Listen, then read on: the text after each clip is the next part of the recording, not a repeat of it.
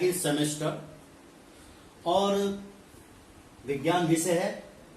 पाठ है मानव शरीर के अंग व कार्य। इसमें पहला टॉपिक हम ले रहे हैं स्केलेटन, कंकाल, जिसे हम अस्थि पंजर भी कहते हैं। कंकाल जो होता है वो शरीर के वजन का 7.7% से 8% तक का होता है। मान लिया किसी व्यक्ति का वजन 70 किलो है तो उससे कंकाल का वजन 11 किलो होगा। कंकाल जो होता है ये एक हड्डी का ढांचा होता है और साथ ही साथ ये बाह्य कंकाल भी होता है, जैसे हमारे नाखून वाखून। तो अब इसमें पढ़ते हैं हम।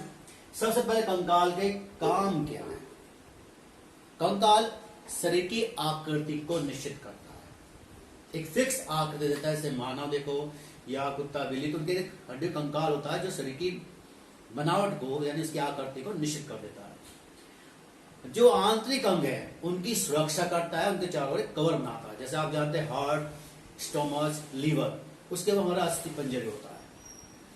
फिर शरीर की सुरक्षा और दमन में भी शरीर की सुरक्षा भी करता है और चलने फिरने में, क्योंकि हड्डियों का जो ढांचा होता है वो मांसपेशियों से जुड़ा होता है, कुछ संधियों से जुड़ा होता है, जिस कारण से वो कंपन यानी कि वाइब्रेशन भी करता है और साथ ही साथ गति भी करता है।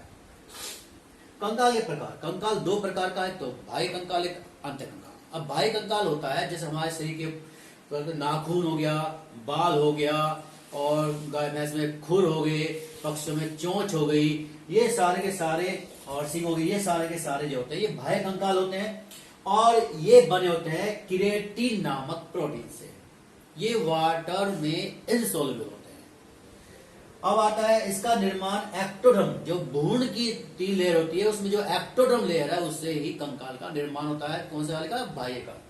फिर ये अजीब पदार्थों से बने होते हैं। क्यों आप नाखून काटो, ऊपरी नाखून जो ऊपर हिस्सा आता है, खुर, तो इनमें दर्द नहीं होता। बाल काटो दर्द नहीं होता, लेकिन नाखून में दर्द होता है तो कच्चा कट जाएगा, क्योंकि उसमें लिविंग थिंग्स हो जाती है।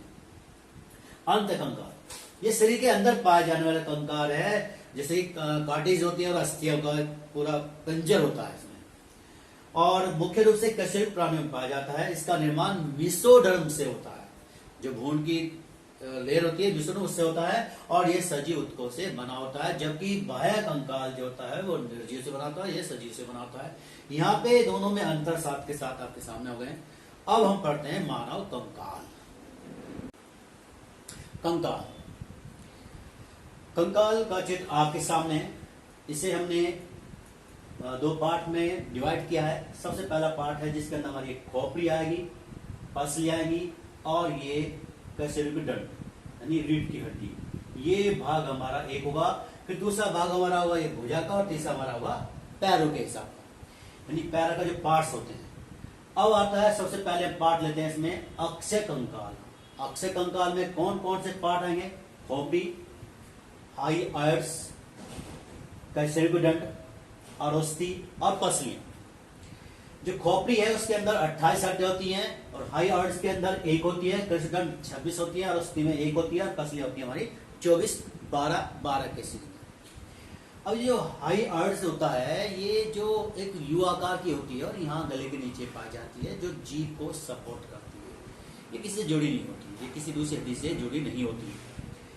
अब हम पहले पढ़ेंगे यहाँ पर खोपड़ी। अब खोपड़ी यानी कैसे, हम खोपड़ी के जो भाग हमने 3 पार्ट करे, कपाल है, चेहरा है और कान है। ये ऊपर का भाग, इतना जो ये भाग है ये कपाल भाग कहलाता है, ये सामने का चेहरा भाग कहलाता है, और ये हमारा कान है। तो सबसे पहले हम कपाल में यहाँ पर देखते हैं कौन कौन सी हड्डियां होती है। यहाँ कुल हड्डियां होती है 8। पहली फ्रंटल 1 होती है, फिर पैराटाइल्स ये 2 हड्डियां होती है, यानी कि ये 1 जोड़ी। फिर टेम्पोरल ये भी 2 होती है। फिर ऑक्सीपिटल 1 होती है, और स्फिनॉइड्स 1 होती है, और एंथमाइड्स 1 होती है। तो टोटल मिलाकर 8 हड्डी हमारे इस भाग में पाई जाती है। चेहरा जो सामने होता है, चेहरे में नजल्स 1 जोड़ी होती है, मैक्सिली 2 जोड़ी, जाइगोमैट्रिक्स ये भी हमारी 2 होती है, यानी फिर हमारा नेजल 1 जोड़ी, मैक्सिली 1 जोड़ी, और जाइगोमैट्रिक्स 1 जोड़ी, और लैक्रिमल भी 1 जोड़ी होती है। इसके साथ बात की हमारे पास पैराटाइज ये भी एक जोड़ी होती है, अधो टर्बाइनस ये भी एक जोड़ी होती है, और वोलम तथा मैडिबल एक एक होती है। तो टोटल मिलाकर हमारे चेहरे में कितनी हड्डियां होती हैं? 14 होती है। फिर आता है कान। कान में सबसे छोटी हड्डी होती है पूरे शरीर की, और ये 3 होती हैं, मैलियस, इकस, स्टेपिस, और टोटल मिलाकर ये 6 होती हैं। तो आप अगर इन्हें काउंट करें तो टोटल हमारी हड्डी 28 हुई, 14 और 6 20, 20 और 8 28। फिर आता है बी, अभी बता चुका हूं मैं, हाई ऑयल जो हाई ऑर्डर होता है, कहते हैं कि जी ये एक युवाकार की नली होती है, और इसका काम है केवल जीभ को सपोर्ट करना है, पर ये किसी हड्डी से जुड़ी नहीं होती है, ये मस्कुलर सिस्टम से जुड़ी होती है। फिर आता है कैसेलिकुइड डक्ट, जो हमारी कपाल यानी खोपड़ी है, उसमें हमने डिवाइड किया था खोपड़ी के अंदर जो हमारा कपाल भाग है और चेहरा और कान। अब एक डायग्राम के अकॉर्डिंग आपको बताया जा रहा है कि सबसे पहले जो कपाल भाग है, तो ये पूरा जो भाग होता है कपाल भाग होता है। इसमें आप देख रहे हो कि पैराटाइल्स 2 होती है, टेम्पोरल 2 होती है, फ्रंटल 1 होती है, स्पेनाइड 1 होती है, इथाइमोन्स 1 होती है। इसके बाद जो होता है ऑप्टिकल जो होती है वो भी 1 ही होती है, ऑप्टिक टेल्स बोलते हैं इसको। फिर आता है चेहरे का जो भाग है, उसमें आपको दिखाई गई है लेमनाइजिस है, नेजल्स है, और जाइगोमेटिक है, इसके बाद मैक्सिलरी है, और मैंडिबल्स, ये सारी की सारी जो चेहरे पाई जाती हैं। कुछ हड्डियां इसमें आपको नहीं दिखाई दे रही है, वो उस साइड में होती है, जैसे नाक का जो चित्र सामने आता है उसके अंदर होती है, और कान की हड्डियां होती हैं 3। तो इस प्रकार जो पूरा आपके सामने एक चेहरा, जब पूरी खोपड़ी बनाई गई है, उस खोपड़ी के आधार भी हमने हड्डियों का क्लासिफिकेशन इसमें यानी वर्गीकरण किया गया है। तो इस तरह पूरा क्लासिफिकेशन का खोपड़ी का होता है। अगला हम पढ़ते हैं उसके बाद कैसेलिकुइड डंड यानी कि वर्टिकल कॉलम।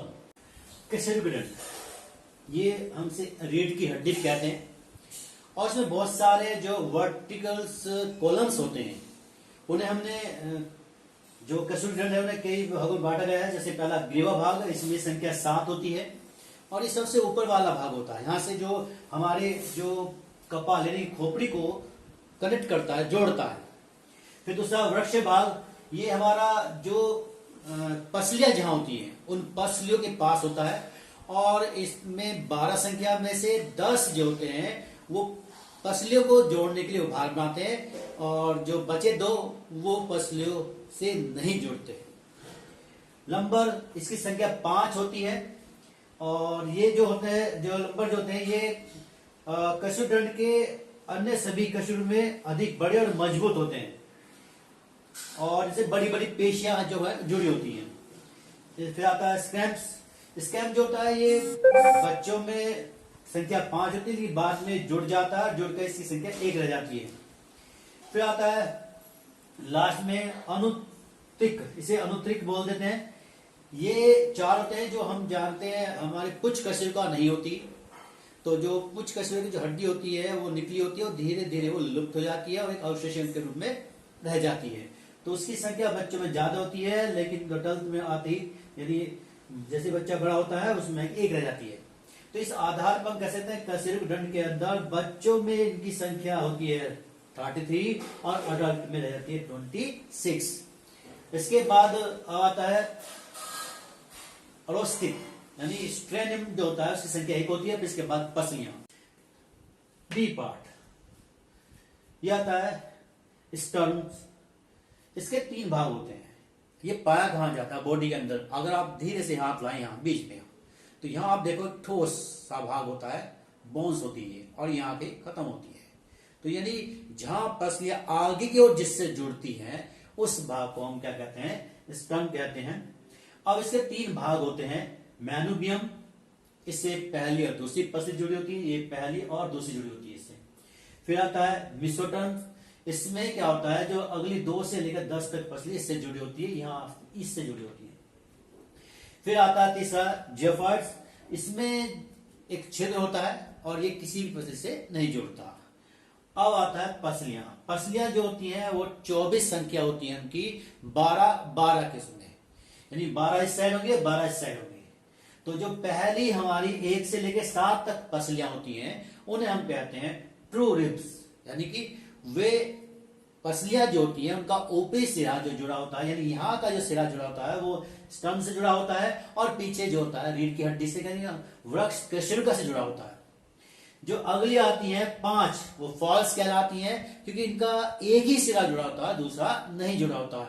तो ये किससे जुड़ती है? स्टर्न से नहीं जुड़ती, केवल किससे जुड़ी होती हैं? वृक्ष के शिरुका से जुड़ी होती हैं, इसीलिए इनको वर्टिब्रोकैंडोरल्स बोल दिया जाता है। फिर इसमें लास्ट में जो 11वीं और 12वीं है, इसे फ्लोटिंग रिब्स कहते हैं, ये किसी से जुड़ी नहीं होती, इन्हें तैरने वाली पसलियां कहा जाता है। इसके बाद जो आप इसमें एक वर्ड को दोबारा रिपीट करें, यह है वर्टिब्रोकॉन्डियल्स। वर्टिब्रोकॉन्डियल्स किन पसलियों को कहा जाता है? वे पसलियां जिनका एक भाग वृक्ष का शिरुका से जुड़ा होता है और ऊपरी भाग किसी से नहीं जुड़ा होता, वो आपस में ही जुड़कर 7वीं पसली से जुड़ जाती हैं। तो इंपॉर्टेंट है, ये कई बार पूछा जा चुका है एग्जाम में भी। तो इसके बाद अब हम जो पढ़ेंगे, अगला टॉपिक है हमारा जो सेकंड कंकाल आता है हमारा, ये हमारा अक्षय कंकाल खत्म हुआ है। इसमें टोटल 80 बोन्स थी जो आपके सामने कंप्लीट हुआ है। अब हम स्टे करेंगे, इसके अंदर जो आगे पढ़ेंगे वो अनुबंधित कंकाल है। अनुबंधित कंकाल में हमारे हाथों और पैरों की हड्डियां आती हैं। हाथों को अग्रपाद और पैरों को पश्चपाद बोला जाता है। अब अग्रपाद में सबसे पहले जो हड्डी आती है या जो अस्थि आती है उसे अंश मेखला कहते हैं। इस अंश मेखला में 2 मुख्य पार्ट हैं। पहला है स्कैपुला और दूसरा है कैलिविकल्स। जो कैलिविकल्स होता है वो एक हड्डी होती है और स्कैपुला एक प्लेट नुमा संरचना होती है। अगर आप ध्यान से अपने हाथ को कंधे पे ले जाए इसको, तो ये हड्डी से दिखाई देगी प्लेट नुमा, ये होती है हमारी स्कैपुला। अब अंश मेखला जो होती है अनुबंधित कंकाल को अक्षय कंकाल से जोड़ती है, उसे संधि करती है। इसमें मुख्य स्कैपुला बता दिया और कैलिविकल्स अस्थियां होती हैं। अब जो कैलिविकल्स अस्थियां है यह प्रथम पसली के ऊपर सामने की ओर होती है, यानी यहाँ आप देखो तो यहाँ इस तरह इसके यहाँ होती है, तो ये जुड़ती है इससे इस तरह। और इसका मध्यवर्ती सिरा स्टर्न जो हमारी होती है ये वाली पार्ट यहाँ पे इससे जुड़ा होता है, और पार्श्व सिरा स्कैपुला के एक्रोमियम के साथ संधि करता है। तो मेन जो पॉइंट है इसके वो रिपीट कर लें। कैलिविकल्स यह प्रथम पसली के ऊपर सामने की ओर स्थित होती है। इसका मध्यवर्ती सिरा स्टर्न के साथ और पार्श्व सिरा स्कैपुला के साथ एक्रोनियम से संधि करता है। अब आता है स्कैपुला। स्कैपुला दूसरी और 7वीं पसली के ठीक पीछे होती है। इसके शिखर पर एक ग्लिनॉइड्स, जो हम देख रहे हैं ग्लिनॉइड्स गुहा होती है, और इस गुहा में ह्यूमस हड्डी धसी होती है। फिर आता है इसका ह्यूमस हड्डी। ह्यूमस हड्डी जो अग्रपाद की एक सबसे लंबी और मजबूत हड्डी होती है। इसके ऊपर वाला भाग हेड होता है, फिर इसे लेसर ट्यूबल्स होती है, और इसमें जो नीचे आता है टॉकिया और कैपिटुलम पार्ट होता है। इसके टॉकिया पार्ट से दूसरी हड्डी एक होती है अल्ना, वो संधि करती है, और इसके कैपिटुलम पार्ट से रेडियस जुड़ता है। अब अगली हड्डी आती है हमारी रेडियन अन्ना। इसमें जो अन्ना है वो रेडियस से कुछ बड़ी होती है और मजबूत भी होती है। इसके ऊपर जो हमारी अन्ना है उसके ऊपर ऑलिकेनस पार्ट्स होता है, उसके ठीक नीचे कॉर्नोइड्स प्रबंधन होता है। अब इसमें जुड़ने का तरीका उसे ध्यान दें। अन्ना के ऊपर एक ऑलिकेनन जो बताया था आपको, तथा आगे की ओर कॉर्नोइड्स होता है। इन दोनों के बीच में टॉकियल खाच में ह्यूमस हड्डी धसी होती है, यानी यहां पर ह्यूमस हड्डी धसी होती है, तथा रेडियस खाच में रेडियस का सिर फिट होता है। रेडियस का कोहनी वाला सिरा, जो उसके जो कोहनी वाला सिरा है, यहाँ पे जब ये जुड़ेगी, ये वाला पार्ट जब यहां जुड़ेगा तो ये कोहनी बनेगी। तो कोहनी वाला सिरा एक छोटे व चपटे सिरे के रूप में उभरा होता है। यह ह्यूमस के कैपिटुलम तथा अन्ना के रेडियस से संधि करता है। अब रेडियस अस्थि जो है, यह अस्थि का जो प्रदेश बनता है, ये भाग जो बनता है वो हाथ की कलाई से जुड़ता है, ये कलाई से जुड़ता है। अब आता है हाथ, हथेली कहते हैं। हथेली में 3 पार्ट है, कलाई है, हथेली है और उंगली, यानी जो पंजा होता है, कलाई, हथेली और उंगलियां। तो कलाई जो होती है ये 2 पंक्तियों में, इसमें 8 छोटी छोटी हड्डियां होती हैं कलाई में। हथेली में मेटाकार्पस होती है जो 5 होती है, और कलाई की हड्डी को हम कार्पस बोलते हैं, और हथेली की हड्डी को मेटाकार्पस बोलते हैं। उंगलियों में टोटल 14 अस्थियां होती हैं, अंगूठों में 2 और बाकी 4 उंगलियों में होती है 3-3। तो इस प्रकार के पूरा हाथ का जो कंकाल है वो 4 भागों में डिवाइड है, अंश मेखला, ह्यूमरस, रेनल अल्ना और हाथ का पंजा। अनुबंधी कंकाल में अगला है हमारा पैर का कंकाल। पैर के कंकाल के भी हमने इस तरह 3 भाग किए हैं। जैसे सबसे पहला भाग हमारा श्रोणी मेखला है। श्रोणी मेखला जो होती है ये हमारे जो कहते हैं कि जांघ के ठीक ऊपर, जिन्हें कुल्ले बोलते हैं, ये वो भाग होता है हमारा। और ये एक तरह से लचीला भाग होता है, शिशु के जन्म के वक्त ये फैल जाता है। इसमें मुख्य जो भाग होते हैं, सबसे पहले इलियस भाग है, वो इसका बड़ा भाग होता है। फिर इसमें नीचे आते हैं इसका प्यूबिक और जो आपका इलियस है और एसिटेबुलम भाग होता है।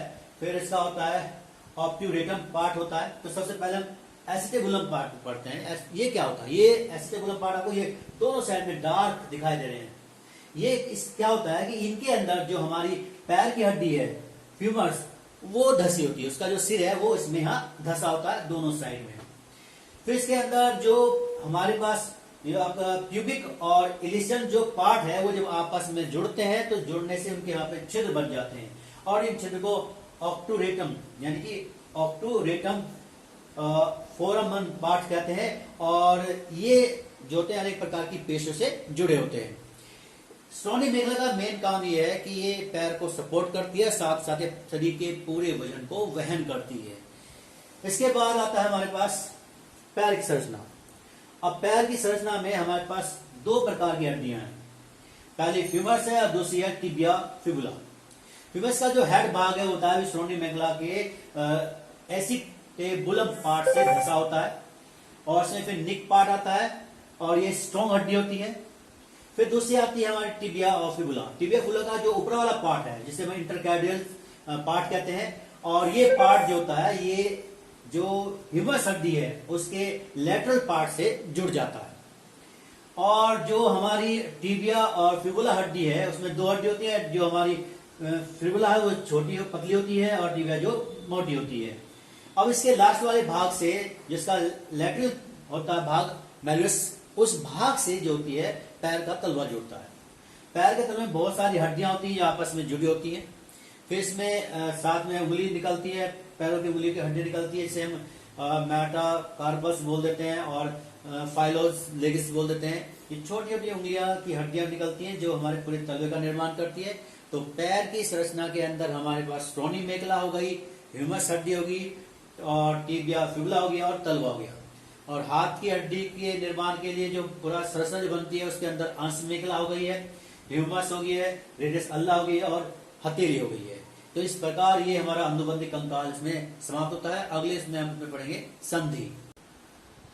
हमारे शरीर का जो कंकाल है उसमें बहुत सारी संधियां होती हैं।